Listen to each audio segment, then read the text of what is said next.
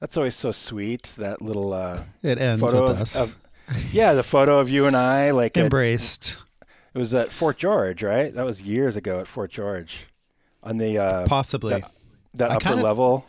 Yeah, it was either there or that place in White Salmon. Up Everybody's, maybe? Everybody's. I'm pretty sure it was Fort George. I think it was Nice. when we were at the beach together Nice. that one time. One of the Having things some- you always used to say was lips on glasses. Oh So- yeah, yeah. Moist lips on glasses. Yeah. Why'd you say that? What was that about? I don't remember. I don't even know. why. You're coming on to me, dude. I think so. It was like moist lips on glasses, and then I would text it to you, and I'd say it to you. Yeah, I it's think I just said a it way in for you an to say I email. miss you, Nick. Like you just couldn't say I miss you. You Yeah, that's right. Yeah. I had to make it like too awkward and weird. Yeah, exactly. That's why I can't wait for your comedy show, dude. Oh man, yeah. I've got some good ideas, but I'm a little worried though because, well, I don't want to reveal too much, but some of it's based off of my Letterboxd stuff. Yeah. Okay. Which you will have already read, most That's likely. fine. So- Don't do the show for me, dude. I mean, there's gonna be other people there that haven't read it. You're gonna be like, oh, I already heard about So this. boring, my god. Yeah. Oh, his review of Old School, so dumb. No, they're hilarious. Yeah. My memory is so shit that it's okay, man. I won't even remember ever reading those. Yeah, where'd you get that shirt that you're wearing? Oh, crikey, it's Jason Walton. This Jason got me this shirt. Thank you, Jason. I You're forgot welcome. that Jason got me this shirt, though, and I'm totally embarrassed by that. Yeah, earlier I was asking Nick, He was like, oh, where'd man, you get where'd this you get this shirt? And you're like, I don't know, like from Earache or something. Yeah, I was trying to think, because when I put it on this morning, I was like, man, this is an awesome shirt. Where'd I get this? I'm sorry, dude. to be Life's fair- happening. Life's hitting hard, dude. Oh, yeah. And if you, what is it? Life moves fast. And if you don't, what is it? Life moves fast. And if you don't something, it's the Ferris Bueller famous Oh, quote. right. Yeah, exactly. Yeah. Yeah. But Yeah. it's true. It's true. It is true. I mean, it It is. seems like our lifetime is a long time, but day-to-days go by so fast. They do. And They do I for don't sure. know what to do, man. But yeah, technically you did get it from the label because I ordered it from Earache. So Nice. yeah, $8. So what a deal.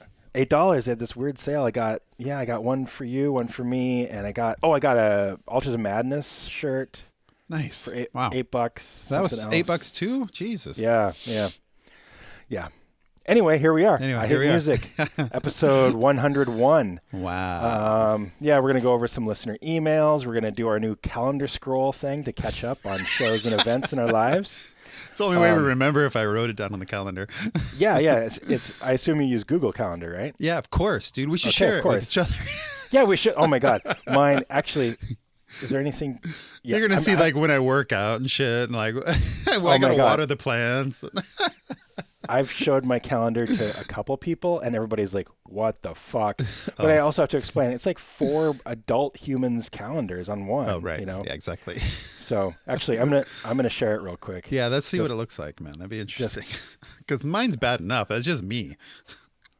Oh wow. Yeah, that's holy shit. Yeah, you got a lot on there, dude.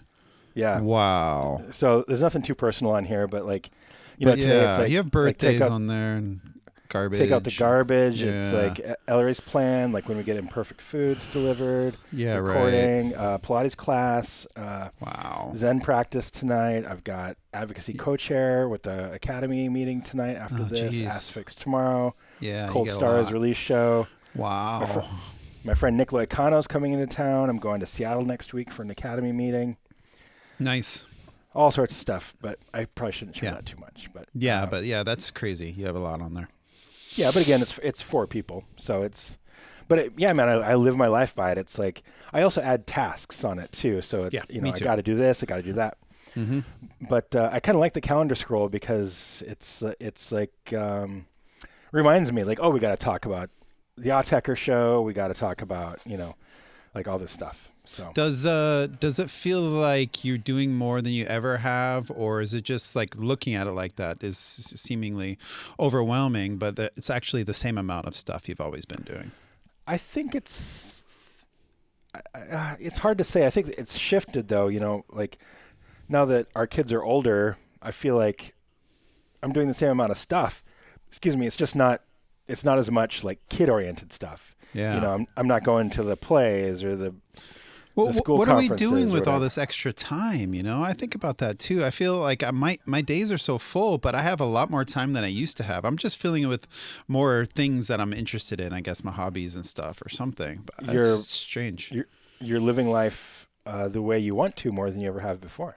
Maybe, yeah, maybe. I hope so, but it does seem like I'm not reflecting enough. Like it's going by so fast that I am kind of not even realizing what I'm doing because there's so much shit happening, and it's all good shit. You know, it's all good stuff. Yeah. No, I get that for sure. But it is good to. Well, you're not very good with planning downtime. Definitely not. I need my therapist says the same thing. It's like, why don't you schedule from 3 to 6 on Sunday, chilling out? Like, I gotta put that on my fucking calendar, dude. Yeah, but you can schedule that. That's fine. It's not about like not scheduling. It's about so making ridiculous, space. though. Making space. It's important. Yes. But I feel like you're. I don't know. Correct me if I'm wrong, but I feel like you're better about it than you used to be. I feel like it's a work in progress, right? It is. I'm very conscious and aware of it. Awareness is the first step or whatever. But exactly. Whether that actually equates to action is a whole other thing. But I would like it to be less overwhelming for sure. Yeah. Same. I mean, I feel like I'm pretty good about having downtime, but not as good as I could or possibly should be. So yeah. I just think about, a lot of time in the past where it was wasted going to the grocery store. We do some grocery delivery sometimes. Like, what am I doing with all this extra time? I often think about that. Yeah, and most of the time, it's like I stop myself from being on my phone too much, or I stop myself from zoning out on. I like watching movies, so I don't think that's wasted time. But certainly, a lot of the phone time is wasted time. But a lot of times, I feel like I'm doing something kind of fun and important on there too. It's not like it's all wasted. No, that's the struggle. It's like you can do it in a productive manner. Yeah. But you can also just waste tons of time. It depends on how you're using it and what. Like, I don't spend that much time on my phone anymore, really. Like, I use social media for promoting 100%. That's all I use it for. Nice. Yeah. And I try not to like be on it and scroll. Like, I'll scroll like just a tiny bit to be like, like what is Thief up to? What is this person up to? Find out about this show. But I very, very small doses. That's good. But it's normally it's hard to maintain, but lately I've just been so burnt out on interacting with my phone in that way that it hasn't been hard. That's good. But it's not always easy to do that. No, I know. But I've been leaning into reading a lot more. I've been reading a lot more, and that's something that's really dropped off for me. It's like what am I doing now that I used to spend 20 books a year reading books, and this year I probably read 1 or 2 at the most. It's like, what the fuck's going on here? Yeah, it's hard. I'm trying to think about what that is.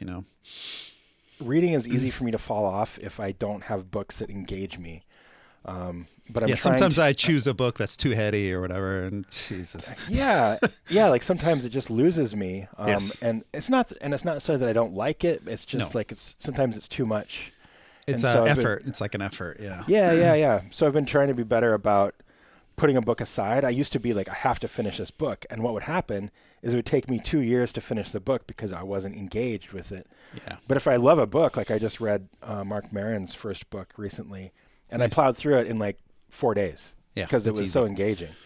But I read the Aussie book a couple of months ago, and it was so easy to read. It's like, why don't I just read books like this? It's fine. It's almost like a kid's book, But it's just a step above a kid's book, where it's it's just Aussie talking or whatever. But it's really entertaining and fun. So what's wrong with that? I don't have to be intellectual all the time or whatever. But I also think you're selling yourself short. I think it's I think that stuff is important too. It's biographies of important people in your life and in culture's life and culture's life. What does that mean? But like in the culture, Yeah, and I like learning the background of albums and how these things were recorded and all these things. Not that he goes in a lot of detail, but other books are certainly like that, And I love reading biographies and autobiographies. I've been reading a ton of them.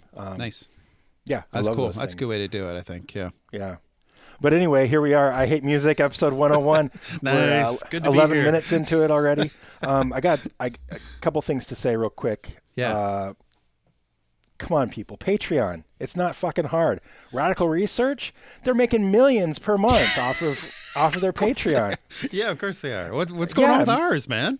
Million. We've got like a handful. And thank you to the people that help. But man, I'm hemorrhaging money on this. It's like, it's like.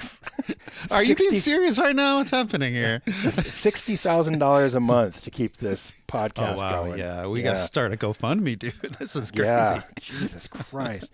No, but in all seriousness, we do have a Patreon. We would super report. God, I can't talk anymore. Yeah. Super appreciate support. Of course, it's not necessary, but it does help us with overhead and costs and things like that, and it makes us feel loved, and that's the most important part. I listen to this aviation podcast where the guy names all the people that are the Patreon members, and that's kind of like sometimes I think, oh, it would be cool if he named me, even though I don't. So let's do that. How about that? That's what Radical Research does too. Okay. Well, I haven't heard enough. I can do it right now. You want me to? Yeah, let's do it, man. I mean, this is important. These are people that are paying $5 a month or whatever, and we really appreciate their support. Yeah, let me just log in here real quick. We'll know how few actually subscribe to. I mean, actually, this is like the whole history of this podcast. I think that I'm doing amazing until I talk to somebody else. I'm like, oh man, I've got 30,000 downloads or whatever. I mean, this was a couple years ago, but it was like, no, not 30. It was like 60,000 downloads. I'm like, over the course of what? Like, I think it was like 60 episodes. I was like, that sounds really good.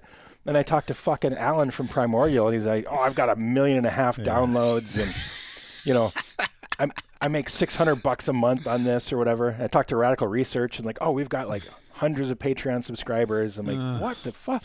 Yeah, we can't let that drag us down, man. It's the same thing with music. A lot of times I feel like what my music I'm putting out is like it's getting out there and it's being effective. And you look at the sales and it feels good to me. It's not a lot or anything, but then you actually look at numbers of other people, and it's like, oh man.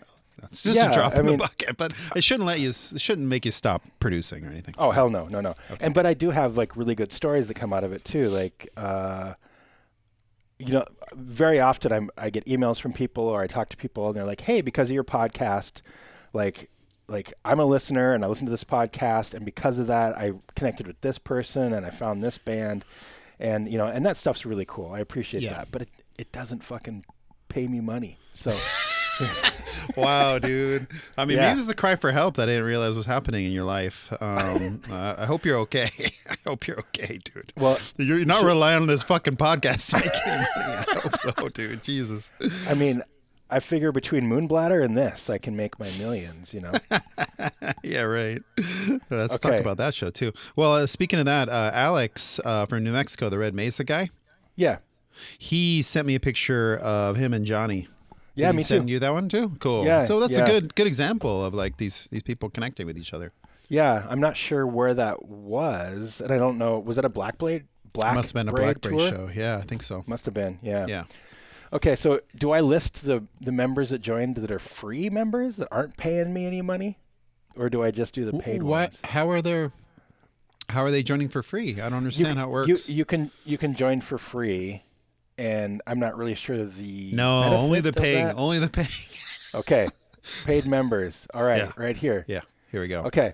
So you can sign up to be a Patreon member and like not piss me off at patreon.com/I Hate Music Podcast. Come on, fuckers. I Hate Music Podcast. It's easy. Fucking sign up. Wow. Okay. John Foley. Nice. He's an Australian guy, I believe. Yeah. Good memory. Yeah. He's awesome. Yeah. He's been a member since February 27th. Nice. Thank you, John. Some guy named Rob Kajluba. Sorry for mispronouncing that, I'm sure. Oh, thank you, Rob. He's pledging Canadian money, so I assume he's Canadian. Nice. He's been a member since February 20th of 2025. Nice. Oh, here's your friend Liam Burke. Nice. Liam, thank you. Dude, Liam's the greatest. He's a heavy supporter of everything we both do. He's a great guy. Great guy. He's been a member since October of 2024. Our friend Dallas, he's been a member since October of 2024. I think I met him for the first time at your birthday, dude. I didn't really know him. Yeah. Yep, Yeah. you did. Yep. Yeah. Matt Kenny. Matt Kenny, what's up? I love Matt Kenny. Old friend. And we had a great weekend together just recently. You did down south, as they say. No, and he came up this weekend. We went and saw Nightmare what? on Elm Street 4. Yeah. Oh, I didn't know. And Okay. the Tron movie. He was there this weekend. He was here this weekend. Yeah, so he's been a member since October of 2024. Dane Perry has been a member since August of 24. Thank you, Dane. Gail Perot, Hunter's good friend. He's been a member since August of 24. Kyle Kraus. Of course. Yep. He's been a member since August of 2024. Thank you, Kyle. Paul Stolp. Paul, of course, a number one fan. Yeah, he's been Paul's a member the since best. August of 24. And of course, the one, the only, the Romaniac, Sebastian. Thank you, guys. He's been a member since August of 2024. He was the very first member. So if you want me to read your name That's right. on air, I Hate Music Podcast, subscribe. He'll even do something for your answering machine or something. You know, if you need. Oh yeah, like they did on NPR or something. Yeah, I'll call your phone number, leave your outgoing voice message. Yeah, something like that. Yeah. Anyway, in all seriousness, we do appreciate it, but of course, there's no pressure. We have talked about having original or exclusive content behind the paywall. I'm not sure how I feel about that. I don't know. But anyway, it makes us feel loved, and that's important. Yeah, that's right. What also makes us feel loved is listener emails. Write to us at hate.pod.music@gmail.com. We love listener emails because it keeps us engaged. It gives us new things to talk about. And then we don't have to figure out what to talk about. You can tell us what to talk about, and it's less work for us, and we can make more money for less work. That's right. We can have a whole podcast just talking about what you talk about. That would be nice. Yes. So should we? Hold on, I gotta take my slippers off here. It's getting hot in here all of a sudden. What the fuck? Oh yeah, you're getting so angry about this. Just like, God damn it, pay my fucking bills.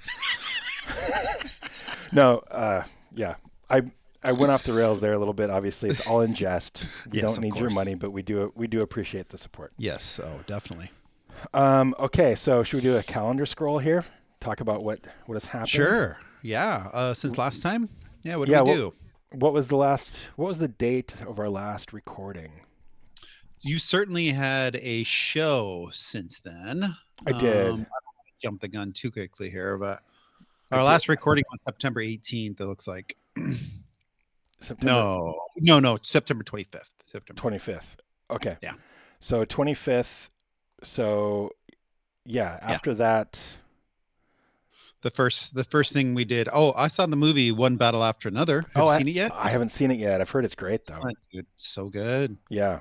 Really intense. Leonardo does a great job.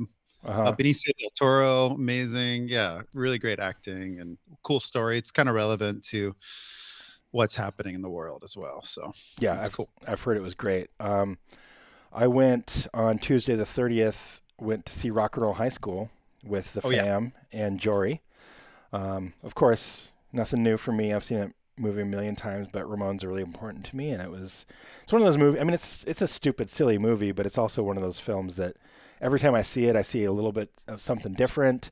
That's good. You know, it was a lot of fun. It's not super brainy or anything or new for me, but it was a lot of fun. Happy birthday to Jori too. Yeah, his birthday was right before that. So, yeah, a little bit ago. And then next for me was the Moonbladder show on October 4th. I was happy to attend. Yes. And I started, and it was just you and my friend Deshaun, and that was it. It got full pretty quick, dude. Yeah. Not full. It got more people for sure showed up. I think that at high water mark, a lot of people hang out at the bar, and then they hear music, and then they walk into the venue part. It seems like it, yeah. It was great meeting your friend Deshaun. Man. Oh yeah, they're great. They're great. I actually put one of their songs on the playlist, the I Hate Music playlist. Good. But yeah, so it was just you and Deshaun in the beginning, and then it kind of people started to show up, and it was a great night. I mean, it was It was.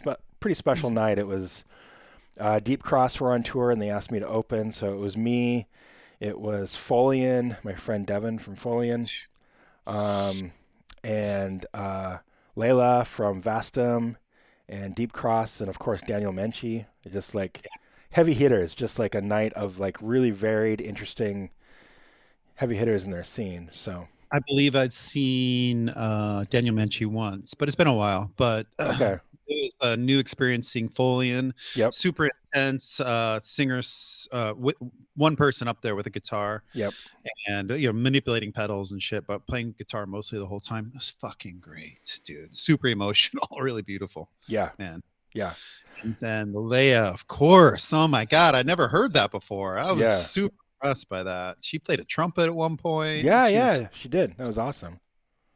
I bought her vinyl, and that is also an excellent record that I have. I forget the title of it. Pardon me, but it's really great record. Yeah, yeah, she's great. Folian was great. Daniel's always great. Deep Cross was really cool. They played more of an ambient set than I was expecting from them. Yeah.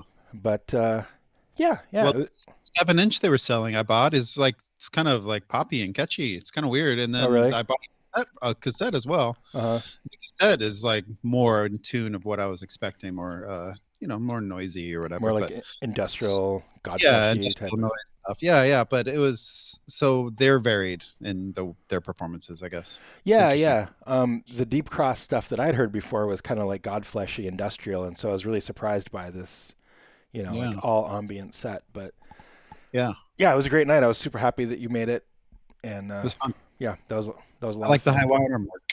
It's a great place. I like playing there. Ash from Spirit Possession was doing sound that night, so it's always good to see her. Does she Um, do sound for them periodically or all the time? a Or lot of the time, yeah, she's one of the main sound people there. But nice. she floats around a lot too. She does sound at Wonder Ballroom and uh, other places I can't think of. Roseland Yeah. sometimes, I think. Well, we want to talk to Sarah at some point on this Yes, podcast. for Talking to sure. her too. Have you had a podcast with Ash before? Yes, one of the very, very early ones was with Ash. Nice. Yeah. It'd be good to talk to her too. Yep. Spirit Possession's blowing up, dude. They're fucking great. Yeah, yeah, they're awesome, and they've been touring a lot, and Yeah. yeah, they're doing really well. Um, yeah, they opened that Beharit show but we missed them. We're too busy chatting. We did miss, unfortunately. Yeah, Jason and I were talking about earlier, but maybe not seeing every opening band anymore. I don't know if that's an elderly thing or not wanting to stand the whole time. I'm not sure what it is exactly, but I don't have the desire to see every band like I used to. yeah. Well, I think it's multifaceted for me. It's like a lot of these opening bands I've seen before, a True. bunch. I love Spirit Possession, but also like I love hanging out with you and catching up. Yeah, So exactly. we also missed them in the UK, or at least I did.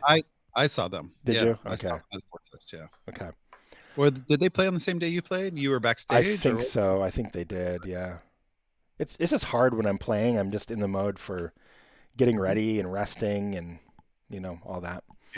Yep. Next, I think is Autechre then. Yeah, let's talk about Autechre. Okay, Yeah. let's talk about the build up to Autechre. Yes. Let's talk about the build up to Autechre. Jason got an email before. Yeah, I actually meant to pull up that email, but I'm not sure I even have it anymore. Well, first off, we bought these tickets a long time ago. Long time ago. Or something. Yeah. Long time ago. Months ago. It was. I don't remember how I heard about it, but I heard about it somehow. Autechre's coming. I like our Autechre, but it's not my scene.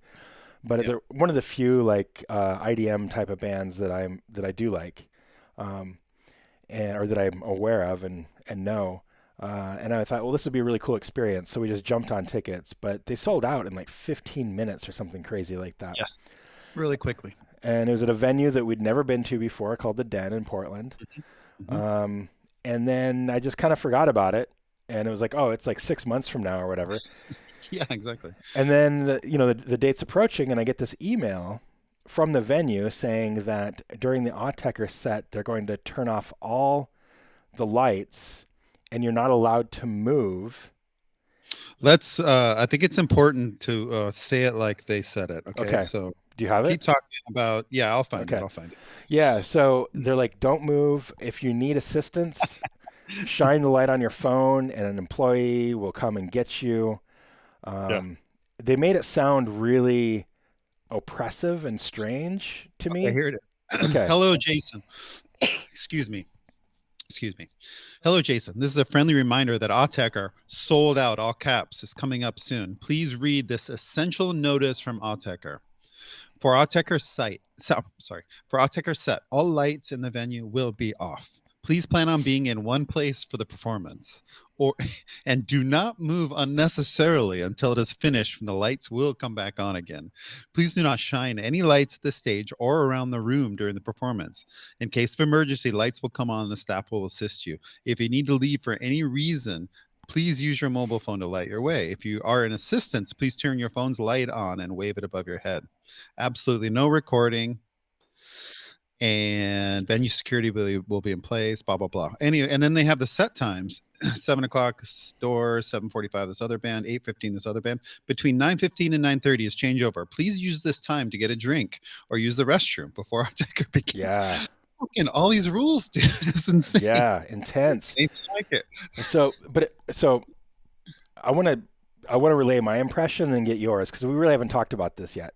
Yeah, go ahead. But like getting that email, I was like, it kind of psyched me out. And Yeah. I was like, I'm not like super claustrophobic or anything, but I'm like having to stand in a dark room with a sold out crowd when I can't see anybody. And like, it kind of got me psyched out. And I'm like, I'm going to stay next to the door. And then if I have to leave, I can get out. Yeah. Well, what ended up happening from my point of view anyway, was I was like kind of by the door, but kind of towards the back of the venue. So Autechre starts and they turn out the lights. Well, Yep. but I had two massive exit signs behind me that were glowing green. So from where I was standing and my point of view, Yeah. it wasn't so different than a lot of like noise or metal shows that I've seen. Like Yeah. it was dark, but it wasn't pitch black. I could see No stage lights though. no stage lights, except for you could see like a couple amps with their lights on it. You could see like the glow of a laptop or something maybe. But they had like some kind of big screens in front of them to like block as much light as possible. But really, like I could look around the room and know exactly where everything was. I could see the silhouettes of people. It was dark, but it was like I've Yeah. seen black metal shows that were just as dark. So it wasn't as oppressive as I was anticipating, which I was thankful for. Yeah. But still, it was like kind of a weird, suffocating atmosphere. Especially like the beginning of the set was so. It's beats, but they're not like beats you can dance to. Weirdest fucking beats, man. Yeah. It's rhythmic for very very small doses. It's Yeah. like 5 seconds of rhythm and then it fucking changes into something weird, but it's still overall it's still rhythmic. It's Yeah. just so weird. Yeah, yeah. There's videos like on Instagram and stuff of people saying like dance party to Autechre, and then they're kind of just like jerking around and Yeah. Like doing the Elaine dance from Seinfeld. Exactly. Yeah. So it took me about 20 minutes to kind of like get into the vibe of it. Yeah. And then I fucking loved it. I really enjoyed it. It was like something I'd never really experienced before. Towards the end, they started to get more into kind of straight beats a little bit here and there. But Here and there. yeah, rare. but it was an interesting experience just removing all sensory input except for the music. It really made you focus solely on the music and kind of be in your head. I would drift in and out, man. Me too. Me too. I'd be with it and be like, oh, this is fucking awesome. It's like robots having sex. This is insane. Yeah. Robots boxing. I was thinking of all these things, Yeah. But my mind would drift for 15, 20 minutes and then I'd find my way back, I don't know what I'd be thinking of, but, usual shit, my hobbies or what I'm doing tomorrow or whatever. But it was such a cool exercise in just experiencing a show in a different way. yes. And it was very meditative. It's like you're focused on this one thing, but then your mind wanders and you come back to it, and your mind wanders again, you come back to it. And after about 20 minutes of just kind of settling into it, I had a great time. I hour and a half was enough. Like that was like, okay, like I'm good. But yeah, I fucking loved it. I really, really enjoyed it. Well, my take is going into it, getting that email. It started this topic between Jason and a couple other friends about pretentiousness, about this idea of controlling a show and like making it in an image that you want it to be. Mm-hmm. And there's, I think I can get on board with that. If there's an artist that wants me to experience something a certain way, I mean, that's fine. Yeah, let's try it. But it felt pretty oppressive getting this thing. My first reaction was getting pissed off. It's like, fuck these guys. Yeah. You can't tell me what to do. It's like, I'm American or whatever it was. Yeah. Can't tell me what to do. So I was just like kind of low expectations going in for sure. It's like, oh, these fucking guys. They're just up there going to be wanking on their laptops, But you walk in, and it was a venue we'd never been to, and never heard of. It was really cool. Warehouse, basically. Just a big warehouse. But they had like black lights, and the guy taking your, checking your for security was telling you this is a dark show. So people that didn't get the email were told kind of at the beginning. But so you walk in, and yes, it is pretty dark. I went up a little closer towards the stage, and it was dark, but still I could see in front of me and stuff. But yeah, like you said, about 15, 20 minutes of just like, what the fuck is this? Just really get into it. And time went by quick. I was like standing there the whole time and getting kind of sore after about an hour and something. I looked at my clock at one point, but I felt so insecure about looking at it. Like, yeah, me too. I didn't want it to glow, but I wanted to look at my phone to just see what time it was. But I didn't want to be scolded by anybody. I know. I pulled out my phone for a second and just recorded a video, even though you're not supposed to. But I kept the phone in my pocket and just hit record. So I got a video from my pocket. I just wanted to capture just like a little moment of it. But there were some beautiful moments of rhythm. And I got into the mindset of trying to almost figure out how they were doing it, because they seemed like they were jamming. They were freestyling this. This wasn't, maybe there's a foundation that was planned or something, but I don't know. It seemed to be just like feeding off each other and kind of jamming with each other, but with samples, and like, I don't know how they do it. I have no idea. It didn't look like they were playing hardware, dude. It looked like they were like fucking around with software. Yeah. I think that's correct. And Zach Chia could tell you how they're doing it for sure. He would know. But it's so out of my realm that I don't know. But I'm, I've always been into electronic music, but the last, 4 or 5 years I've been getting more and more into things like Autechre or Matmos, and it's just so out of my frame of reference that it fascinates me. Like I think someone like Zach can see that setup and listen to that and be like, oh, I know they're using this and they're doing this. And to me, it's just maybe even recognize songs sometimes. Like for us, it was just a new experience. We had no idea what was happening. Yeah, I'm not that familiar with them or anything. So yeah, I bought a shirt. Oh, you did? Yeah. Shit, I just noticed that you bought something. Cool. Yeah, well, so you and I and David, we showed up. We kind of went in there, and then we ended up getting kind of split up. David and I were together for a little bit longer. We ran into Zach, talked with Zach for a minute, ran into Eric, Agaloc's lighting guy, talked to him for a second. And then I was like, I bought a shirt, and so this is a really good story. So, you know how like when I buy shirts, at a show, I tuck them into my belt. So it's like they're on my person. I don't have to hold them, but they're just hanging off my belt. So I buy a shirt. I buy David a CBD soda. I buy myself a CBD soda. And I'm like, I'm going to hit the head real quick, run into the bathroom. I'm peeing. I look down, and my brand new shirt is underneath the urinal. Gross, dude. Yeah. Did you piss on it? I did not, but there's a puddle there. Probably. Well, I don't know, but I didn't even feel it fall off. And like, I do this all the fucking time. But the problem was I did it like on the front of my belt, and I guess I did it where there wasn't like in between loops. Usually I do it in between loops on my jeans. I must have miscalculated it, done it wrong. So I looked down, and it's literally like laying on the ground underneath the urinal. I'm like, and I said, motherfucker, like out loud. So I finished up. and I grabbed it off the floor and I just tucked it in my belt on the back. Nice. I couldn't tell if it was like soaked in urine. It definitely wasn't like soaked, but Okay, it good. couldn't have been too good, but Oh, I just ignored it. I'm like, I'm not going to just throw this shirt away. I just paid $35 for it. So yeah, exactly. I kept it on my belt. And then when I got home, I immediately threw it in the wash. But, it, it, That's de- funny. it definitely grossed me out. It didn't smell bad. I think it Okay, good. was best case as far as that shit goes, but That's awesome. But they had some vinyl for sale as well, I think. But I oh, didn't. not when I went up there. They just had the one shirt. There must have been sold Sure. out. Yeah. So yeah, this pretentiousness stuff, it brings up, it is all are all live shows pretentious? Is anybody that gets on a stage, that's showing you their art is maybe can be perceived as pretentious? Is this pretentious of them for trying to create this scene, this kind of this scenario where it actually fucking worked?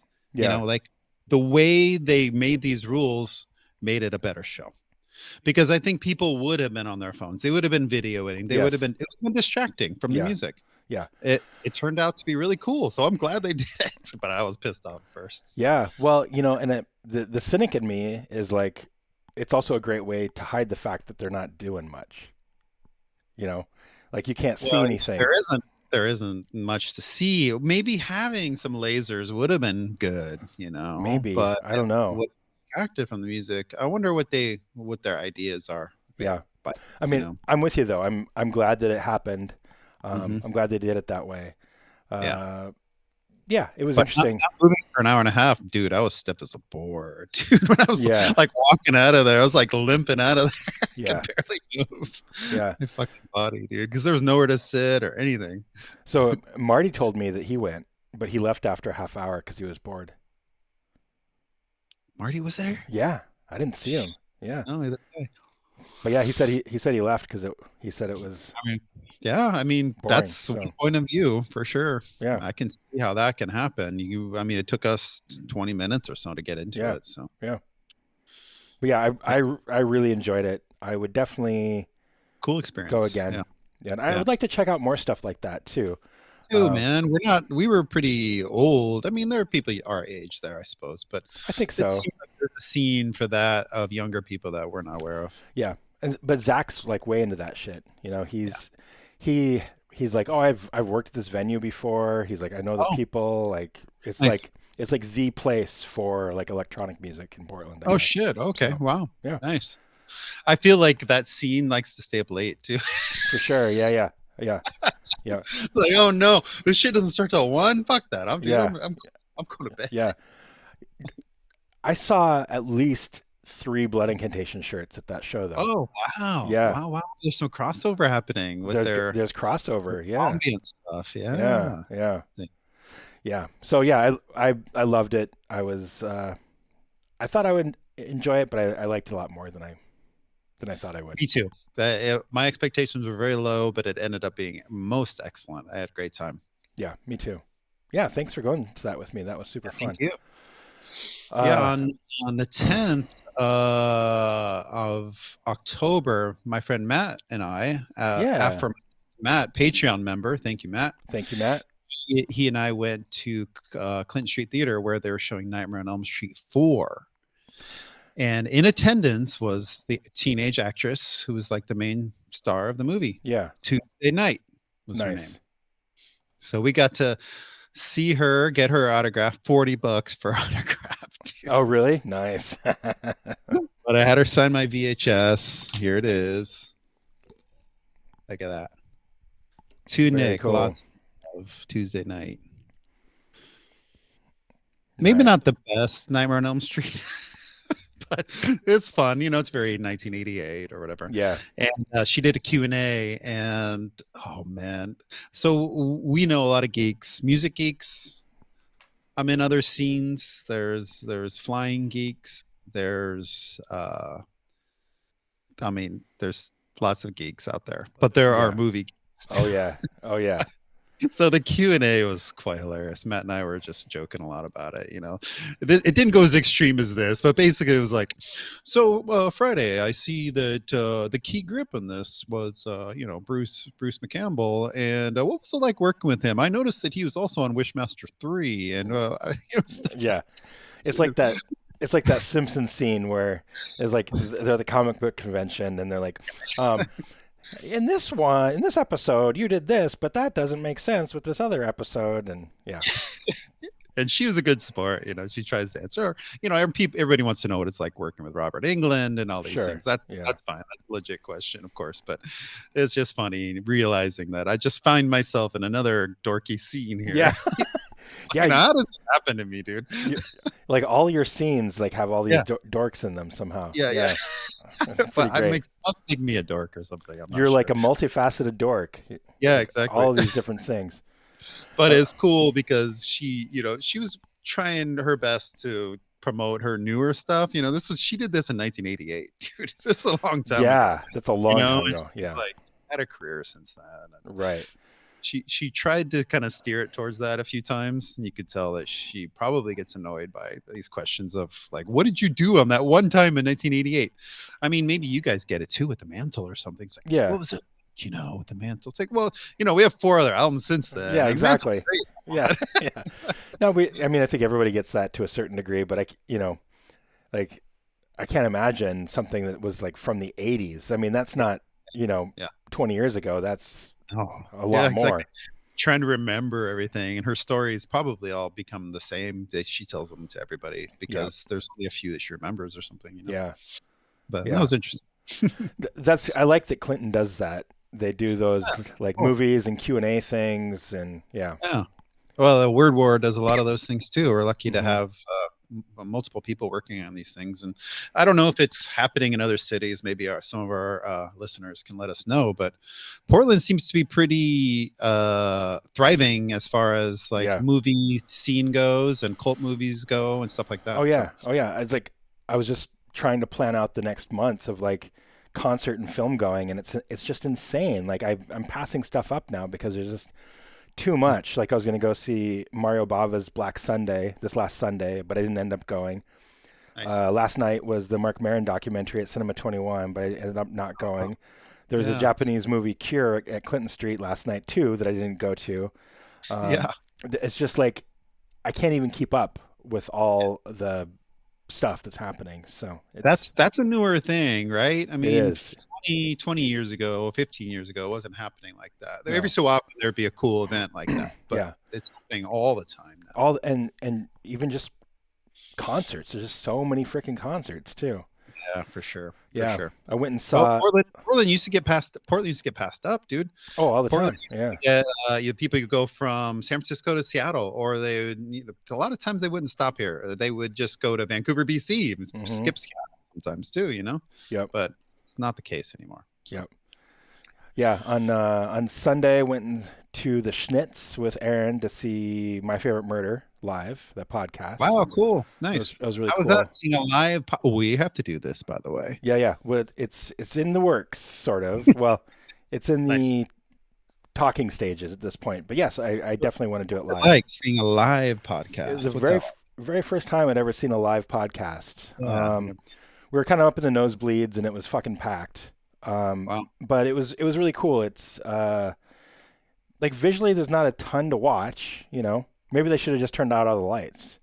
We should just focus on their voices. Genius, dude. Yeah, wow. But it was really cool. A podcast is usually kind of short, so it was kind of like the Autechre set. It was like an hour and a half. But it was really cool. They basically do, for those people that aren't familiar, My Favorite Murder, it's these two women. One used to be a professional comedian, and one, I'm not sure what her background is, but they met at a party and they started talking about like true crime and how they're both fascinated by true crime.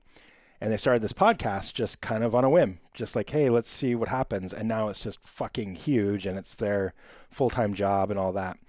And they share stories of like, it's not all murders. It's like, it's usually based around some kind of true crime, but like mostly like unsolved things. kind of like a modern day Unsolved Mysteries or America's Most Wanted or something like that.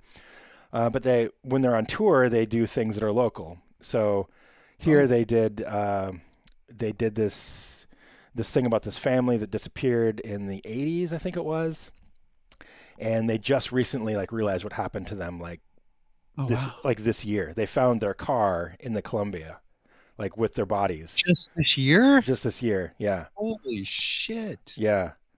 And wow. And by accident, or were they looking? It was some guy that just became obsessed with the case, and he was a diver, and he was like, I'm going to start diving in these locations, and he ended up finding the vehicle and like recovering bodies and stuff. So oh my God. So yeah, these are like the public is helping the police. Yeah. And that's kind of the point of these things, just like America's Most Wanted or Unsolved Mysteries. It's like getting the public engaged with these things, and that's what these podcasts do now. And so, that was really cool to see. And then they invite somebody from the audience on stage to tell something like that they know of that's strange from Portland or wherever they are. Nice. So that was really cool. It seems like it's mostly women that enjoy true crime. So it was just like the whole place was just filled with women. Like there's men there for sure. Good place to pick up chicks, dude. Oh man. I was telling Aaron afterwards, I was like, there's something about the energy in there. It was like I swear to God, every woman in that place was smoking hot. It was just like, afterwards I was like, that's Aaron, the opposite of like how metal shows used to be. Yeah, exactly. But I was just like, it was just like the female energy in there, and everybody was just like they're vibing on this level that was just, it was like, wow, it was crazy. Yeah. Oh, I felt the energy. Yeah. Awesome, dude. Yeah. Yeah. It was really cool. And then, I want to talk about Marc Maron for a second. Okay, yeah. You're one of your favorite people. Yep. So Marc Maron had his last episode on, what's today? On October 13th. October 15th, so 2 days ago. Yep. He had his very last episode. His last episode was with President Barack Obama. Awesome. Wow. Second time that he's interviewed him. And he decided that he wanted his last episode to go out with Barack, and they could talk about the importance of the podcast, the importance of, and like how to like basically continue in the world at this point with all the political division and all the craziness. Trying to remain hopeful and stuff like this. All that stuff, yeah. And Barack would be good for that. Yeah. So I've only listened to half of the episode so far, but I just wanted to take a minute to talk about Marc Maron. Because he is the reason I started this podcast. I first started listening to Marc Maron, if I were to guess, I would say, 2012, I want to say, something like that. So it's been 13 years or so. Twice a week, every week for 13 years, I've been listening to him. I don't always listen to the entire episode, but I would always listen to his monologues. And through that, I got to become a fan of him as a comedian and as a person, as a personality. I've seen his stand-up live many, many times. I'm an avid fan. And when I first had the idea for this podcast, which was based off of our record group and us sharing music, I was listening to Marc Maron. I was listening to Aesop's podcast that was called Death Metal Dads. And I was listening to podcasts on NPR. But Marc Maron's was the first one that made it feel like it was accessible for me to do on my own. And like, I can do this. Like he can do this. I can do this. And so, the reason that I started this is because of my love for Marc Maron. And over the years, he's informed not only my podcast, but like my worldview. Like he's very much like a Anthony Bourdain character for me, or a figure in my life. I see that. Yeah, super influential. Even Moonbladder, like the whole idea of getting on stage and working out my shit in real time is based off of his stories of getting on stage and working out his hour in real time. Yep. So he's just been a massively influential person in my life. I Hate Music definitely would not exist without WTF and his work. And what was the reasoning for hanging it up? He's just ready to move on. Just ready to move on. Yeah. He's been doing it forever. Yeah, 16 years. Yeah, he's one of the OG podcasters. And he just said, he's literally done it twice a week, every week for 16 years without missing an episode. That's insane. Jesus. You He's know, been through a lot of shit since then too. he's been lot of through a lot of shit. You know, he lost his partner a few years ago suddenly. Yeah. He's interviewed everyone from like my friend GJ lives in LA to Barack Obama to like every movie star, every rock star you can think of. And he You was know. doing out of his garage. Like people would be Yep. coming to him in his garage a lot of times, right? Yep. Yeah. Obama Sure. came to his Neighbors, garage. what Yeah. the fuck's going on with this guy? Yeah, Yeah. neighbors. Yeah. And you know, now he's obviously still doing stand up, but he's acting. He's He gonna. does music too, right? Like Yeah. he's He a plays guitar. He plays in a band.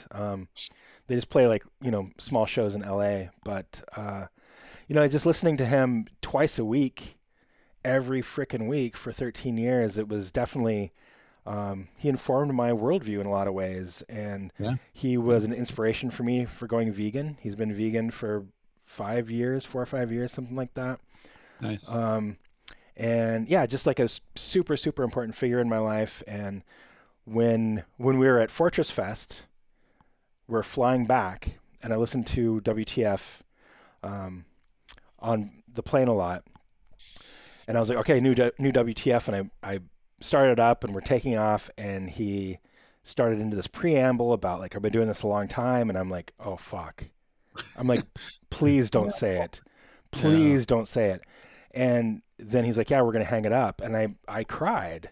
It's like it's a loss. Because it's part of your routine. It's part of your schedule. Yeah, Like, I mean, and I make fun of it, make fun of myself, but it's like the closest one-sided relationship I've ever had.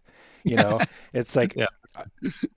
I explained to my family like, oh, Marc Maron told me today, because it feels like that. I'm in my car driving, or I'm doing whatever. I'm on the treadmill. Yeah.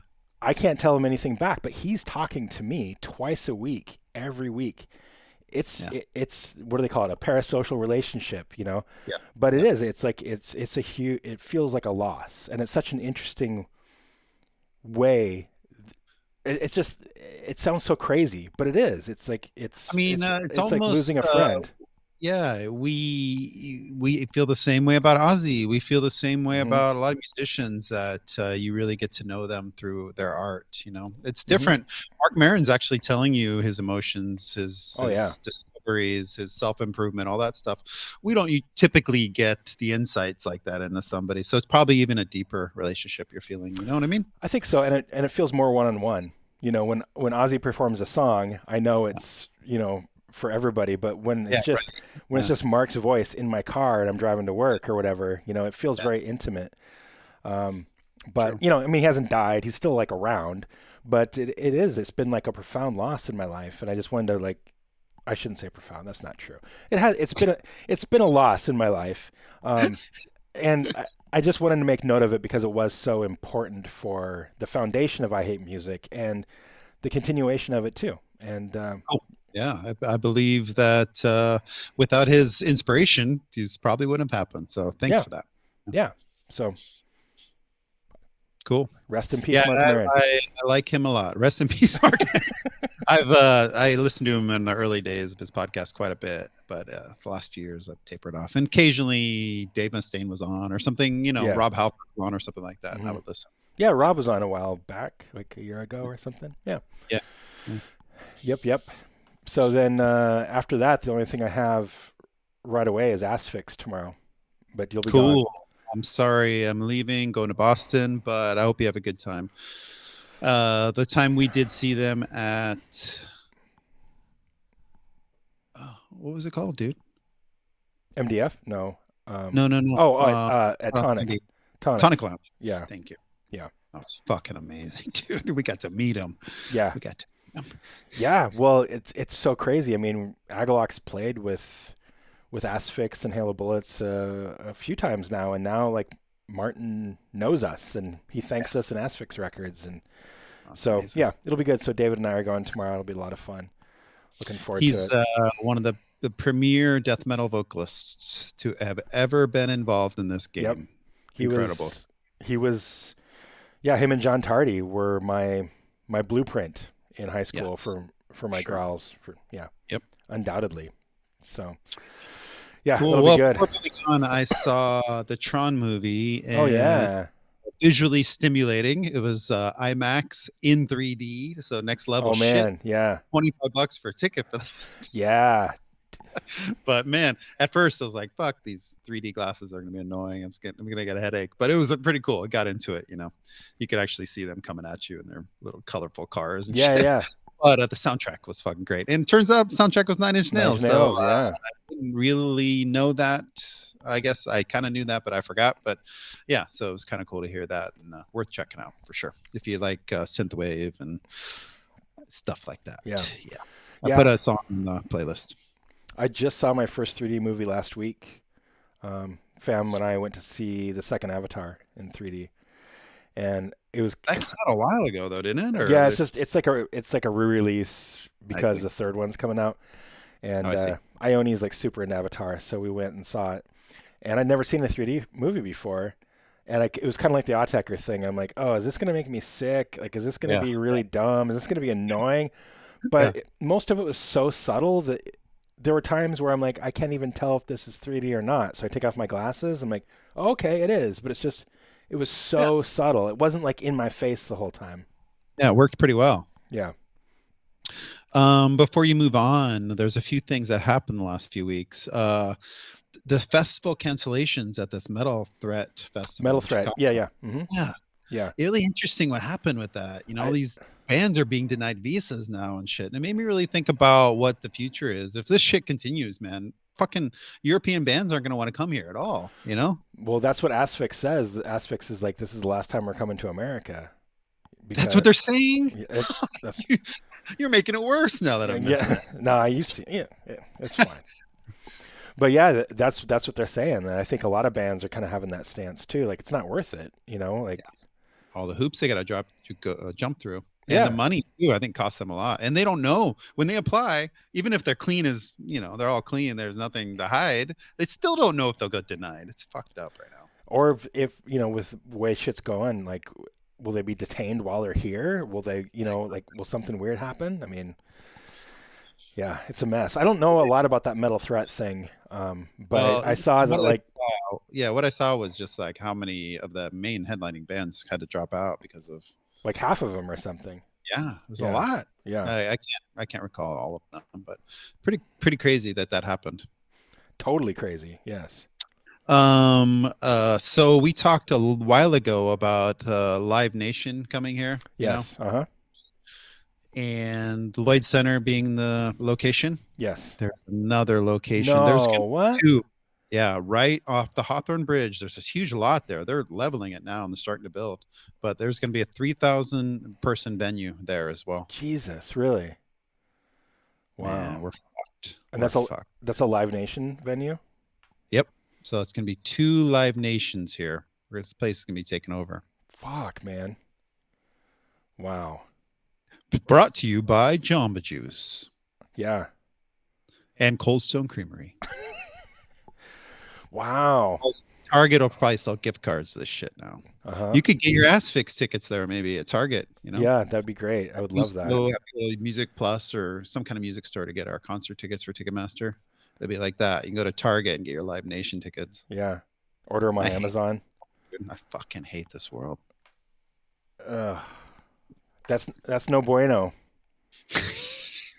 Sorry to bring you down, man. Yeah.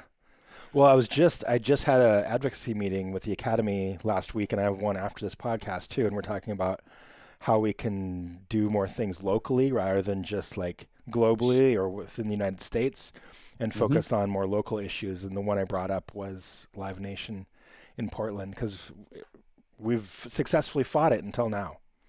So we have, and the people that are involved in Revolution Hall, they're all fighting it too. Yeah.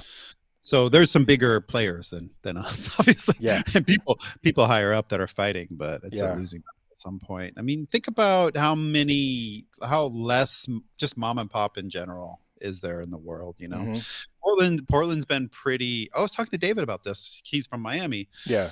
And Portland's pretty, still doing well with these little nooks and crannies of neighborhoods and culturally interesting places. But a lot of this country, you don't know where the fuck you are.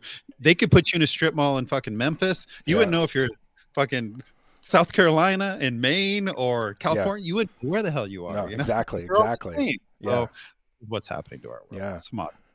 Well, I mean, like I talk to people too, and like a lot of cities, they don't have good bookstores, they don't have good record stores, you know, and like what you're saying about, you know, the movies, the films and shows here, the venues, the, you know, organizations like Weird War or like the Hollywood Theater, things like that. Like a lot of cities don't have that stuff anymore. Nope. But Portland has consistently, vehemently fought against losing these things.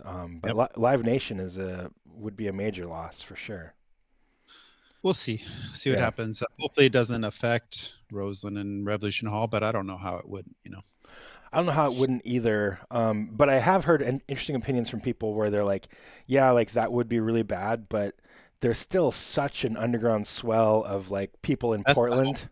That's the hope. Yeah, like you know, not that Live Nation will attract the Bridge and Tunnel people or whatever. It'll attract the people that want to see fucking Kenny Chesney or some shit, but it won't take away from the exactly underground stuff. And that's I don't know who Kenny Chesney is, by the way. I've heard the name, but yeah, I don't know either. But like, you know, that is what people say, and I believe that to a degree. I mean, we talked about the hotel that went in downtown Portland last episode. That's right. And it failed, and now it's being replaced by food carts because that's Portland, you know? That's what it was before, though. I know. It was a whole block of food carts that got taken out for this Ritz-Carlton. And yeah, and now the Ritz has failed, and they're going to go back to food carts. Well, at the basement of that thing. We'll see what happens. Yeah. Building. Yeah. So, yeah. Wow. Anyway. Okay. Yeah. Well, I didn't know about that one. Yeah, good stuff, right? Yeah. Fuck. Okay. Well, man, we spent a lot of time on one other thing. Interesting thing happened to me. Oh yeah. Real quick. Sorry. We were watching Wishmaster. Have you ever seen this movie? Where maybe a long time ago. Evil genie, and he kind of wreaks havoc on the world. You have to ask the right questions. You think he'll give you a wish, and you know, first people think, like, I want to be rich or something, right? And he makes it so that it's actually fucking hell for you to be whatever that is. I'm sorry, I can't think of a good example or anything, but in that movie, and maybe this has happened to you. When you hear something and you realize that a band has sampled it, and I love that. It's such a fun feeling. I love that. Like, oh fuck, dude, I recognize this. Yeah. And you don't really realize it's happening until it happens. Yeah. It's so surprising. I love that feeling so much. It was Broken Hope. Broken Hope. Yeah. Yeah. There's like 3 of them on there. Holy shit. That's so funny. Yeah, I recently had that happen. You know, Wyndham Hell in the 90s. It's like I knew that their records are a lot about Twin Peaks, and I'd seen Twin Peaks before and all that, but it'd been so long, and I was rewatching the original series. I don't know, like last year sometime, and I could just like even like the walking through the grass and the twigs breaking. I'm like, wait, like I know this, and then I could hear like the guitars come in my mind, like right where the sample was. Like, yeah, I love that feeling. It's so great. So fun. It's great. That's a great thing about getting older. It's like slowly discovering these things, you know? Yes. If I had died 10 years ago, I would never discover that. That would have been sad. Yeah, for sure. Yeah. Yeah. Well, shit. Yeah. Okay. I have listener emails, but we also have to talk about why we're here today. Yeah. Oh yeah. Why are we here? Castle Metal. Castle Metal. Castle Metal, yes. Whole new scene, bro. Whole new scene. Yeah, so I have lots of thoughts about, well, I have a few thoughts about Castle Metal. Okay. Maybe we can save the listener emails for next time. Okay, sure. Yeah. Well, yeah, go for it. What's your first thought? Okay, so Castle Metal, I feel like, is a term.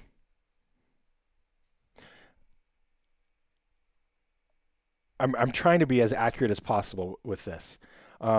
I feel like I might be a little bit biased in this situation, but I do believe the first time I ever heard the words Castle Metal were out of Tanner Anderson's mouth many, many, many years ago. He may have coined it. He may have. I think he invented Castle Metal. He's leading the march, certainly. So what I wanted to do is try to remove myself from that, knowing that in my mind, Tanner invented it. Because I don't know of that term or that quite that. I mean, there's other bands that do it, obviously, but like Castle Metal to me is obsequiae, like first and foremost.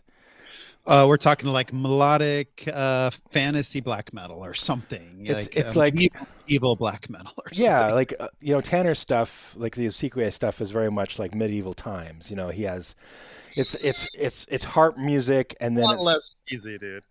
well, but it is. I mean, it harkens back to like medieval Invoke times, and it has he's playing harps, and he's got hammer hammered dulcimer. dulcimers, and the records have castles on the front of them, and Yep. like musically, as far as Tanner goes, like musically, the backbone is Greek black metal and Swedish death metal.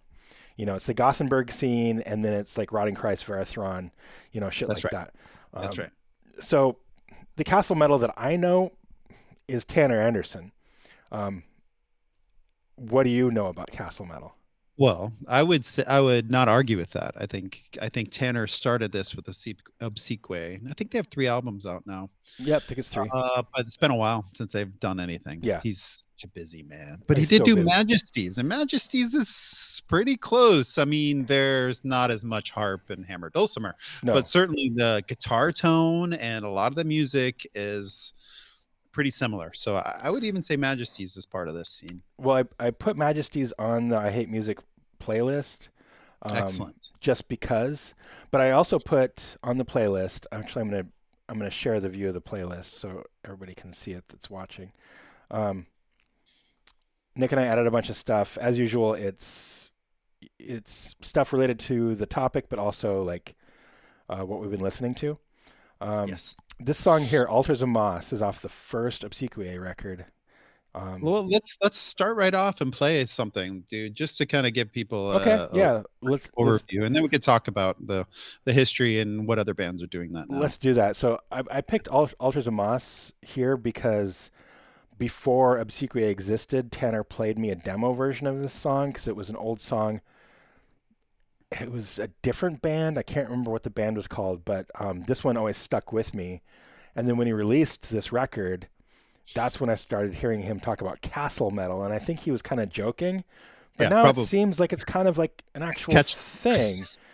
So is It this like is. is this like a Mortis situation where somebody does I something think and then so. Yeah, I think he was ahead of his time when he did this shit, and he's kind of bridging this. You're probably tired of me talking about Dungeon Synth, but he's bridging this kind of fantasy medieval feeling, which a lot of Dungeon Synth is incorporating yes, into a harsher style of metal and yes. black metal in particular. Well, and And that's kind of something I he was wanted to the first bring one up. to do it. So whether he came up with the term, or he's going with it, or maybe he thinks it's a joke like Mortis does, we don't really know, I guess. But Well, he was the first one. I'm gonna text him while we play a song and see what he thinks. Nice. What song should we play? That one I put on there.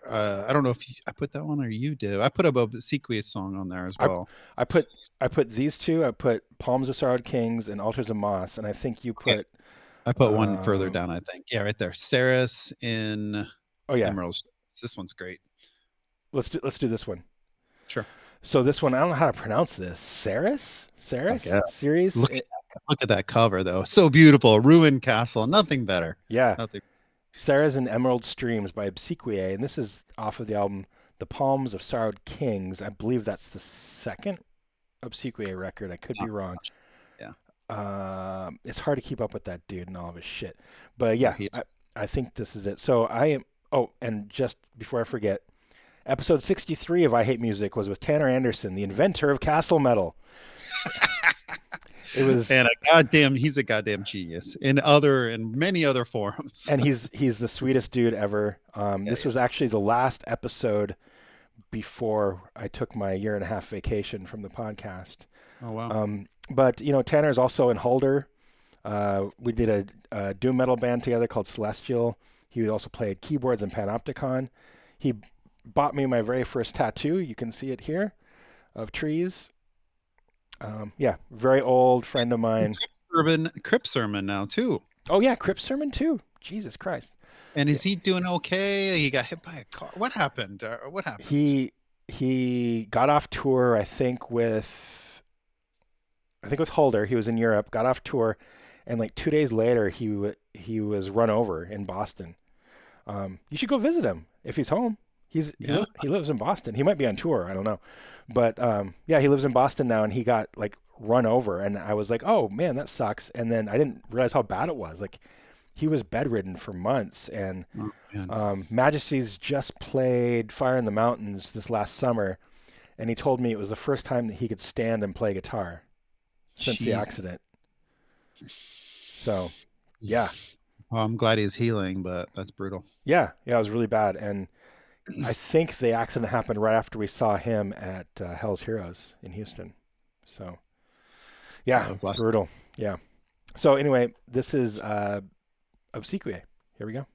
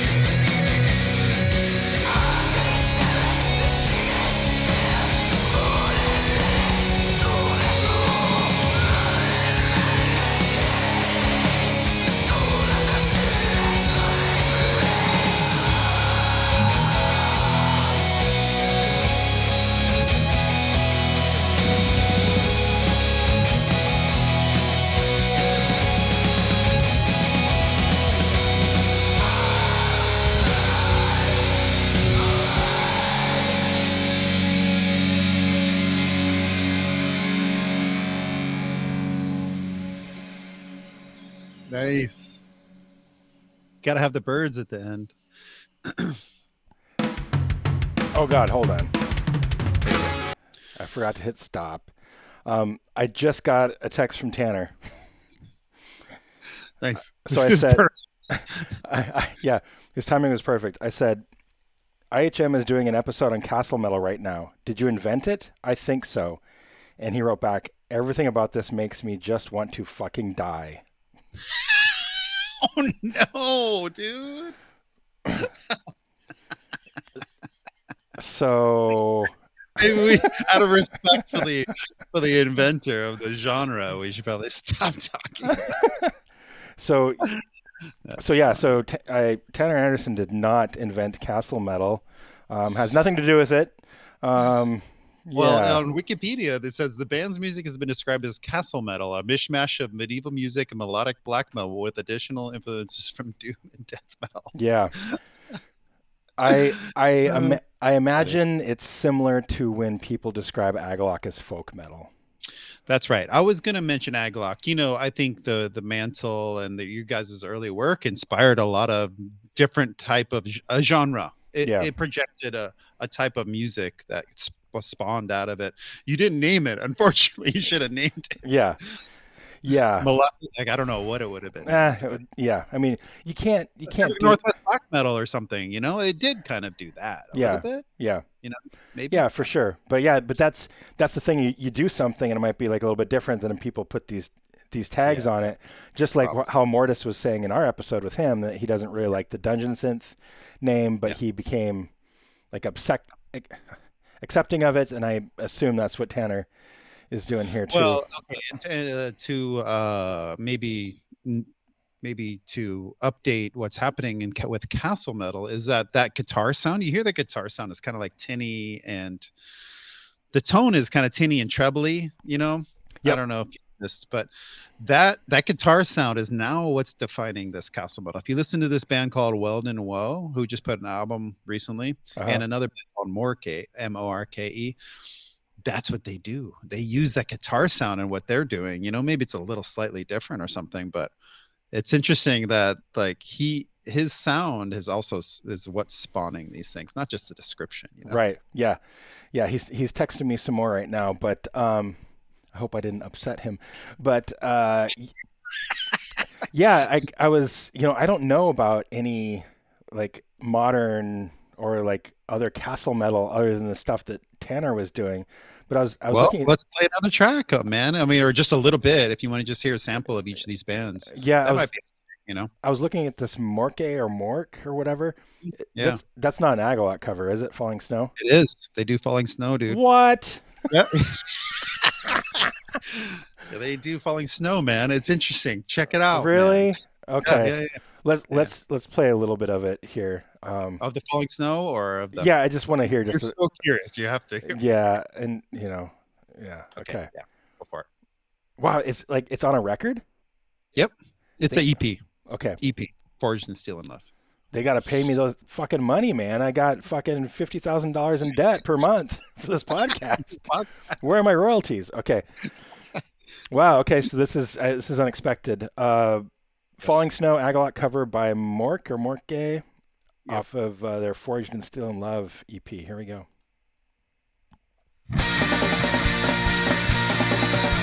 Hard.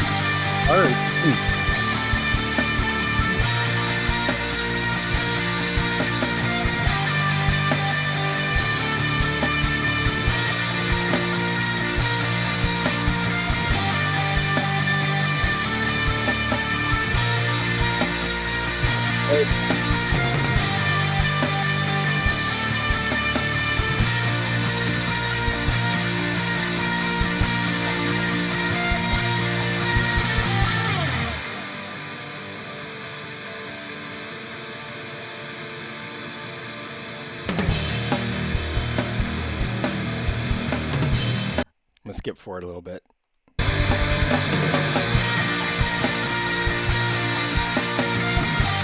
Wow, so weird.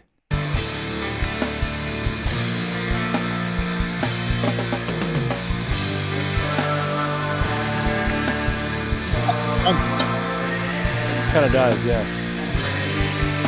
Wow.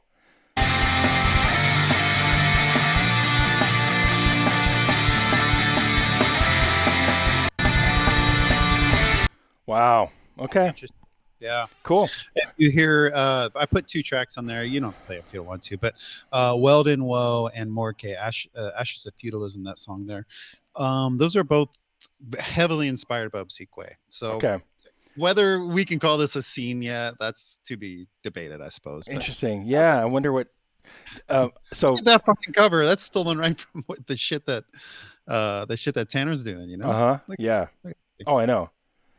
Well, I have like the blinking 3 dots on Tanner's text like for a long time now, so he's about to chew me out, I think. Well, it's kind of cool to have him like chime in on this, you know.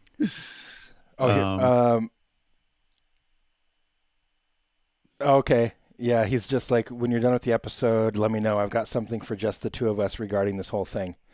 Nice. Yeah, so I assume it's just like Agalloch and folk metal or Mortis and Dungeon Synth. It's just, I'm sure that's what it is. But as an artist, could you take it as a it's something to be, somebody's inspired by your music, you know, and in a way that they want to copy it, basically. I don't know.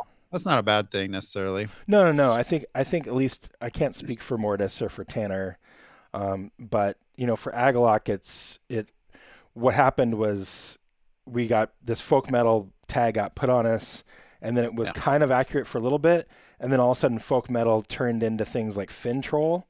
Exactly. That shit went sour. That went sour. So far removed from everything that we're about that it's now when people say folk metal, they think of Fin Troll, but some people think of Agalloch, and that's just so diametrically different that, That's right. But, okay, so let's listen to a little bit of this Weldon Woe then. So, yeah, please do. You're saying this is like somewhat current? It's brand new.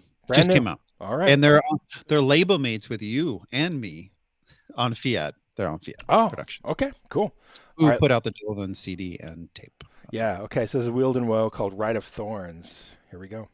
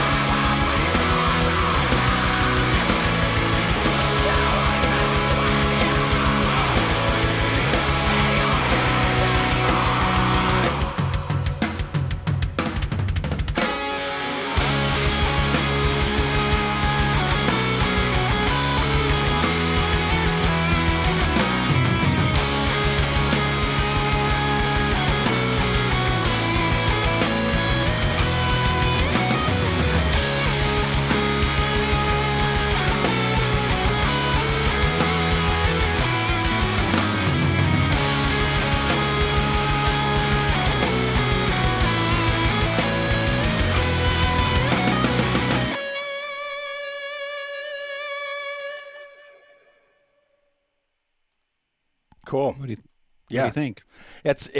Yeah. I mean, it sounds like Tanner to me, you know? Yeah. It does. Really great though, man. I think those guys are talented. A couple albums out, and both are really good. So, Tanner hasn't released anything since 2019, so maybe that's why this is happening. Yeah, maybe so. He just sent me a big long email about something, so I'll get his perspective on it later. Cool. But yeah, it's interesting. I didn't really know that castle metal was a thing. I think I knew whispers of it, maybe, kind of, but yeah.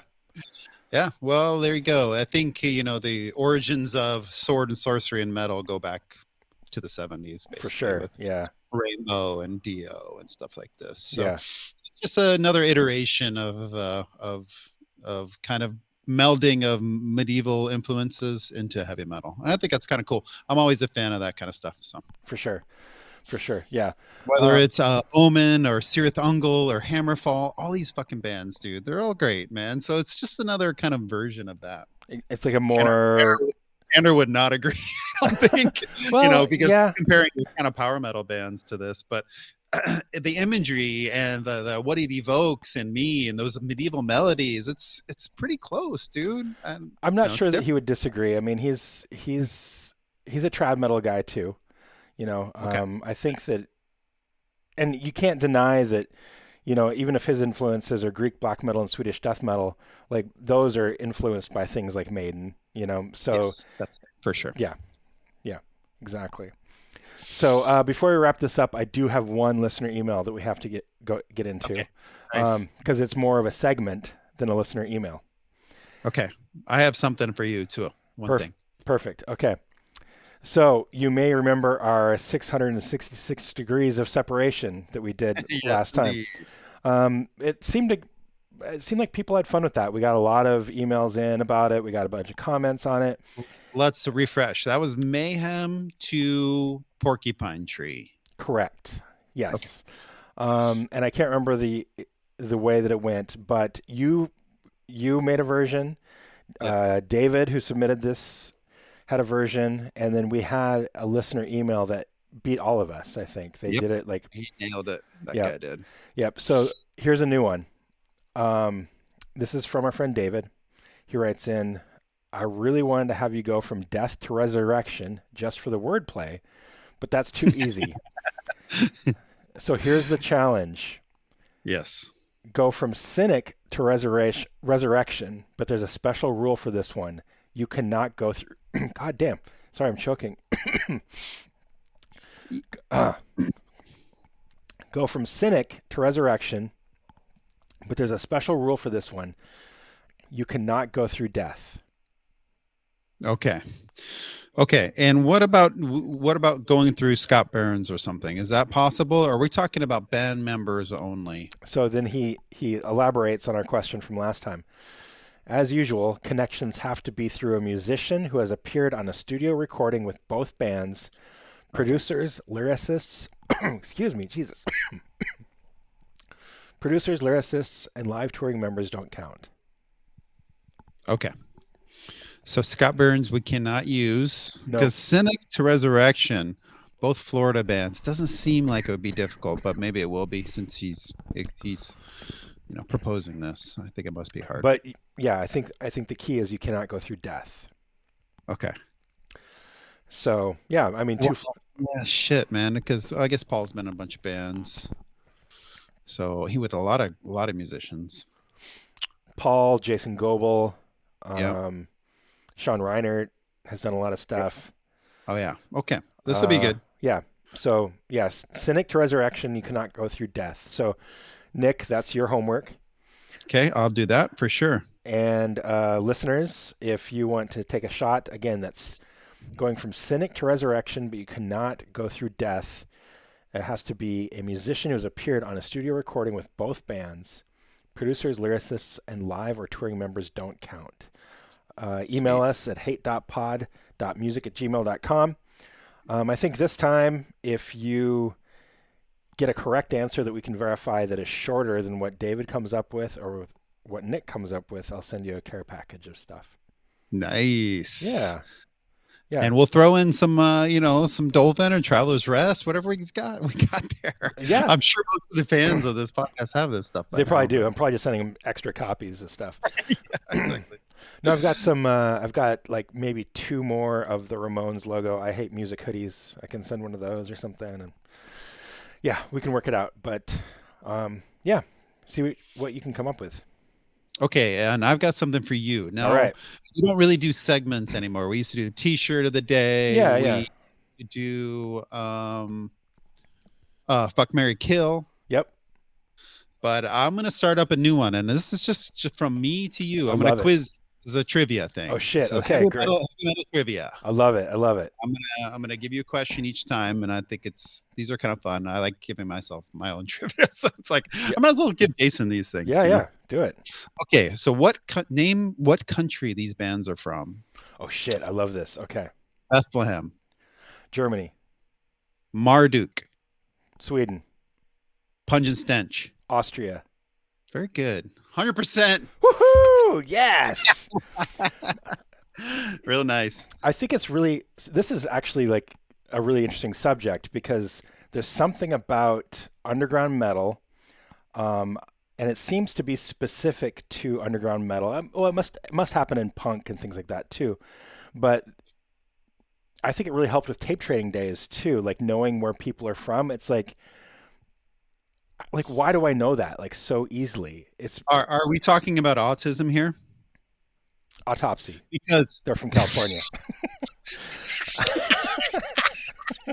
really good, dude. Thank you. No, Thank you. because we're talking about nerds. We're talking Yeah, about yeah. geeks. We're talking about people that are obsessed. I don't know if punk fans are obsessed in the same way. Baseball fans are. Baseball fans know the statistics of fucking 1988 Yeah, of what yeah. Ray Boggs did, and in the World Series he went 3 for 7, and he had 7 RBIs. It's almost like that where we Yeah. can name. That's why the 6 Degrees is a game for metalheads as well. Yeah, yeah. We can 666 degrees.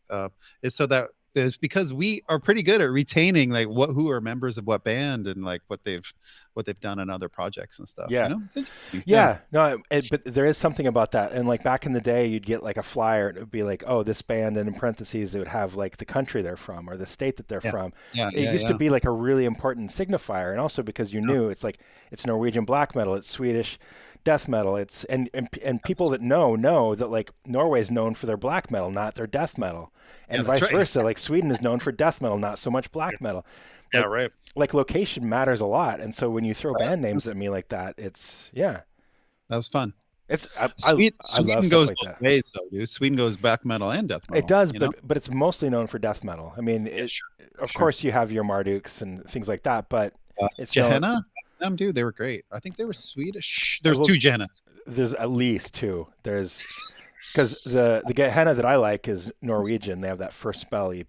They're Norwegian. I'm pretty sure. Shit. Okay. I got think, that one. but there's like a Swedish like heavy metal one too. Okay. Yeah, I'm thinking about the black metal one. Yeah. I think they're What Norwegian. other Swedish black metal bands can we name? Ophthalmia, if you want to call them black metal. Oh man, that shit's so good, dude. Via Doloroso, that was amazing. So melodic. Von Dur, Abruptum, Abruptum, nice. if you want to nice. call those guys black metal. Yeah, I'm blanking. Yeah, Germany doesn't have a lot too. Bethlehem is kind of an anomaly, you know. Yeah, I mean you've got like the lower name stuff like Enstilla. They're from Germany, I think. Where traditional metal and thrash metal, Yeah. Destruct Autumn and stuff. That's Crater and all that. basically- Yeah. No, that's fun. I love games like that. It's just like bam, bam, Pungent Stench, Austria. Yeah. Okay, man. I'll do it. I'll try to do it every time. Awesome. Okay. If you've got another 5 minutes, I got one more for you. Yeah. This is from an email from our friend Kyle Heater. I can never remember. I know, dude. He says, "Hey, Jason and Nick, long time no Kyles. I speak for all of us when I say it's so good to have you back. We weren't sure what we were going to do without our 2 bald metal dads, but we are back. he says in all caps. It's a good subtitle of our podcast. Yeah. He poses this with a fuck, marry, kill. And that's the only reason I'm doing this right now is because we're Nice. on a little bit of a roll with these.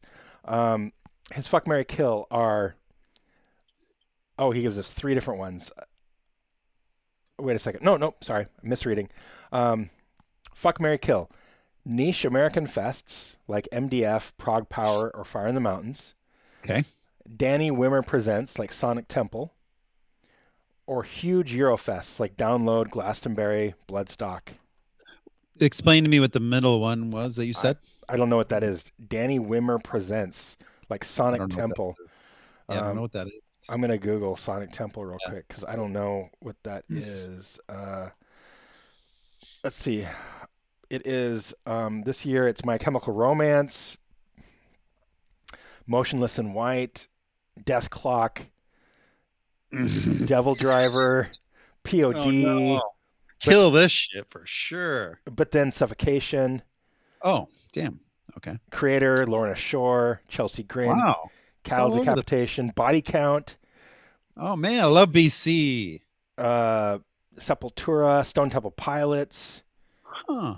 Wow. Wow, that's like all over the map. You know, on Sirius XM, they play this Motionless in White, and I always turn the channel.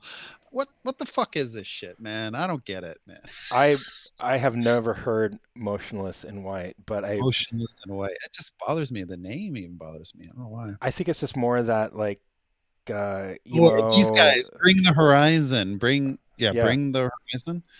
God, man, that metal logo throws you off because they're not. No, Double Driver, Death Clock, fuck it.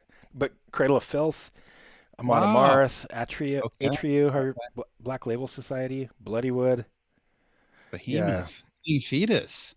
What an interesting fest, dude. Seven Dust and Dying Fetus. Yeah, it's fucking crazy. It is. They're just throwing heavy music at all types of heavy music. It's because like all this like metalcore, deathcore, emo shit is really kind of melding with death metal lately.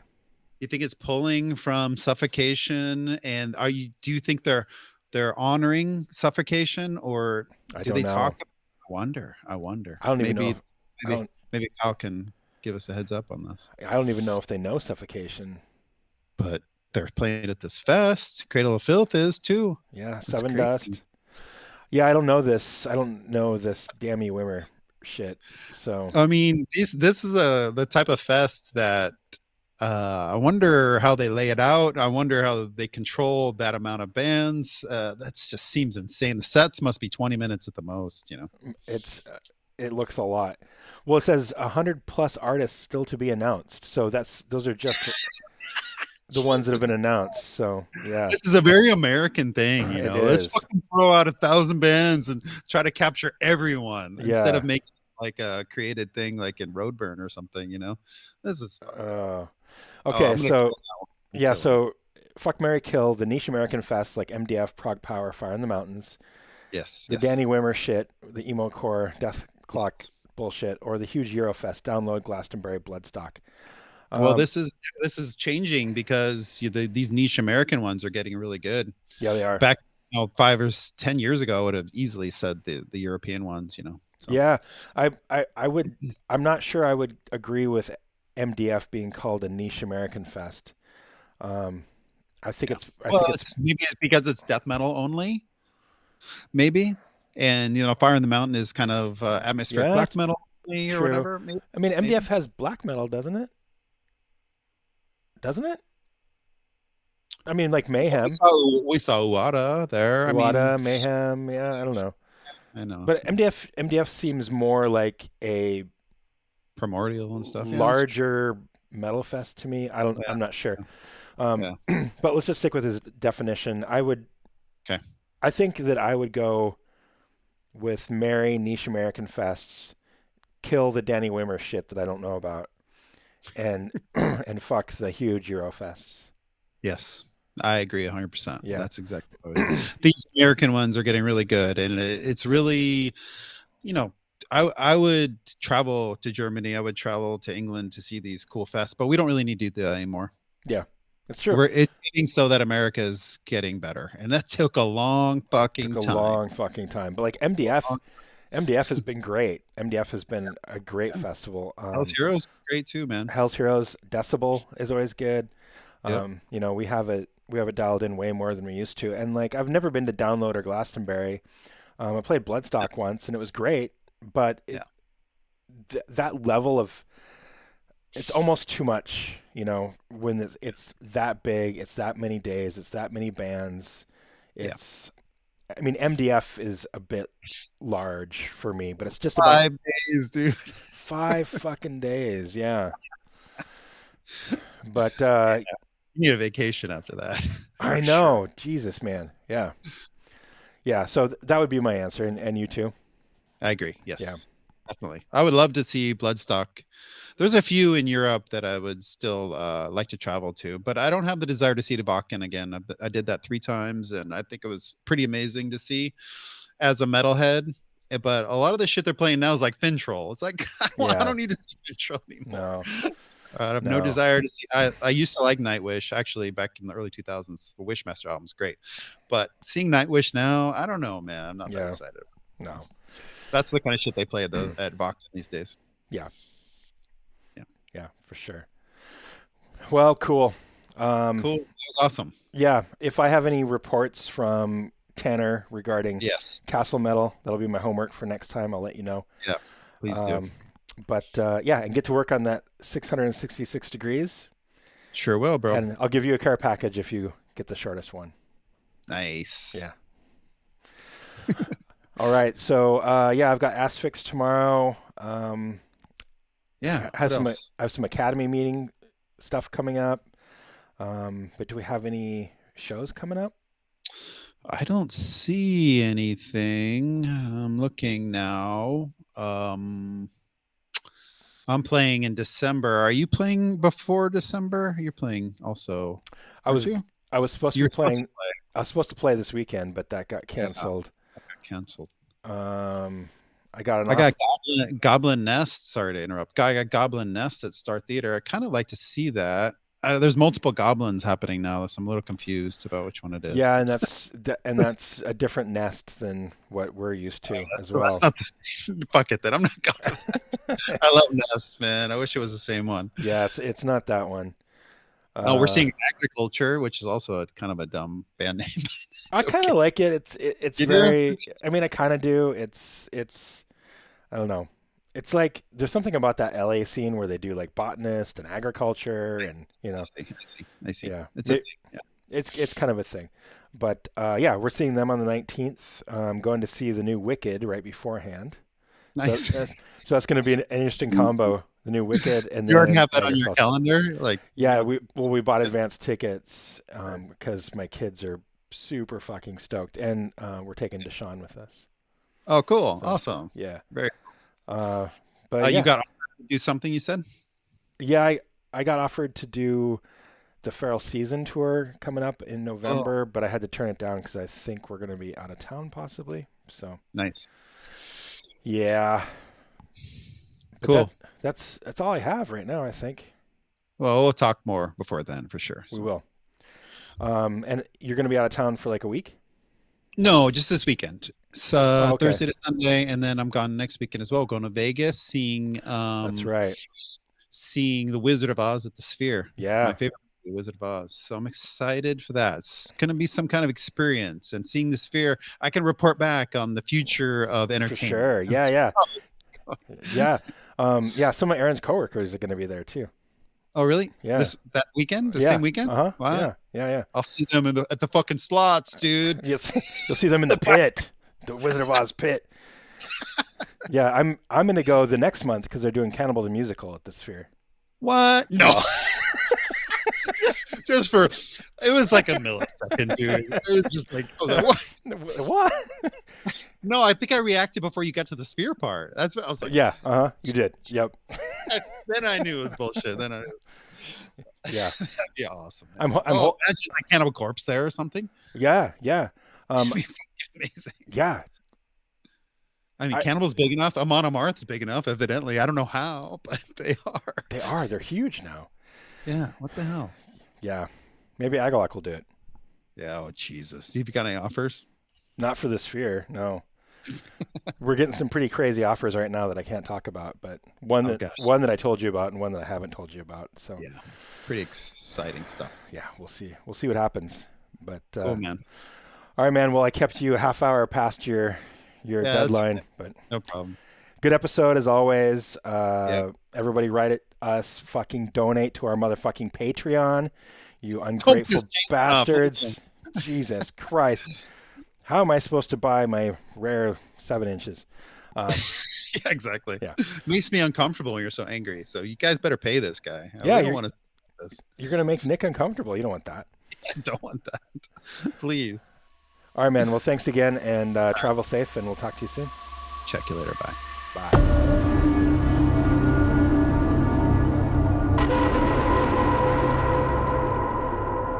An Earth in Sound production.